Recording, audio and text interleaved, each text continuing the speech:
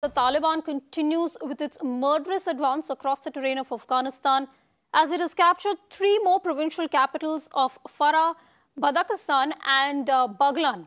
A large number of Afghan citizens were murdered, critically wounded and rendered homeless as the Taliban insurgents wreaked havoc and destruction across towns and cities.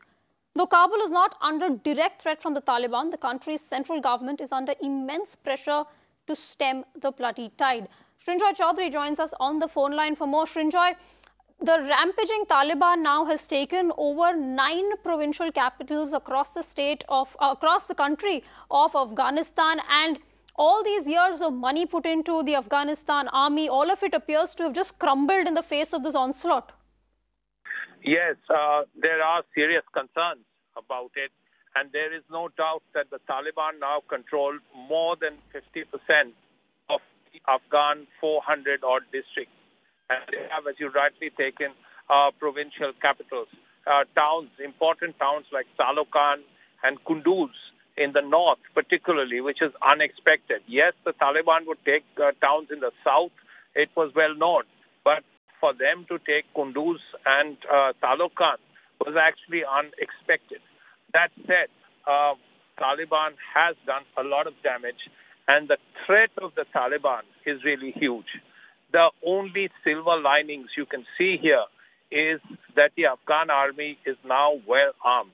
There were ammunition shortages that have been sorted out, and what the Afghan army is also getting now is air support, not only tactical air support, ground attack aircraft and bombing, but also intelligence gathered from the air.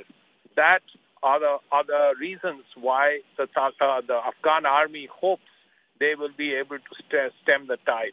It has to be said that while it's not so well known, the Afghan army has taken over a few districts which the Taliban had captured.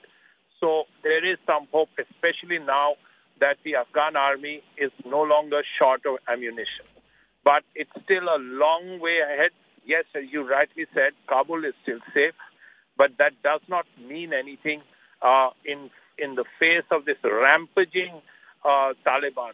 The biggest worry is that the Taliban have taken over a number of border points, whether with Pakistan, whether with Iran, whether with Uzbekistan, whether with the Tajiks. Now, when that happens, it becomes a problem of a different kind.